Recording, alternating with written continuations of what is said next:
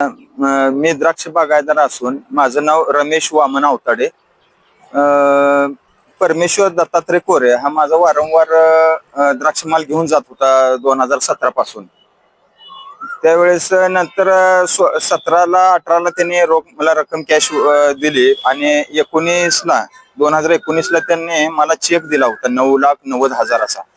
आणि तो चेक मी आपलं केस आपलं ह्याच्यामध्ये चालू होती कोर्टामध्ये. मी वकिलांचं नाव निलेश जोशी सर, सोलापूरचे जातं. मग त्यांनी मला 7 वर्ष गेले कोर्ट लढण्यामध्ये. माझा भरपूर खर्चही झाला, वेळही भरपूर गेला, मला त्रासही खूप झाला आणि त्यामध्ये मला विजय मिळाला. तर कोर्ट न्यायदेवतांनी मला एक सांगितलं की म्हणजे आरोपीला सांगितलं, परमेश्वर दत्तात्रय कोरे आरोपीचं नाव, नान्नज, उत्तर सोलापूर आणि जिल्हा सोलापूर.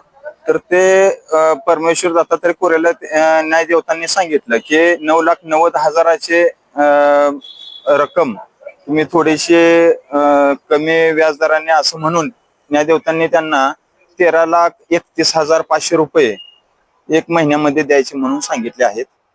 मग आणि 1 वर्षाची जेल सांगितली आहे. आणि 1 महिन्यामध्ये जर रक्कम नाही दिली त्यांनी तर 1 महिना वाढीव जेल म्हणून सांगितले आहे.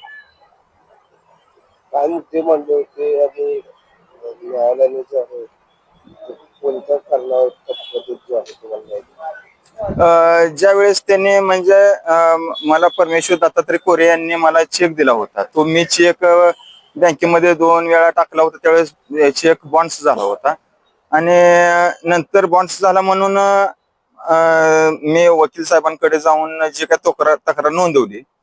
ते तक्रार नोंदवल्यानंतर तिथून पुढं माझं हे चालू झालं, कोर्ट कचेरी वगैरे चालू झालं.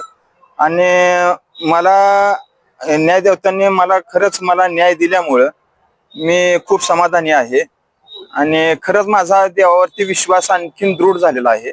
कुठेतरी वेळ लागेल परंतु सत्याला न्याय मिळतो हे मला निश्चित झालेलं आहे.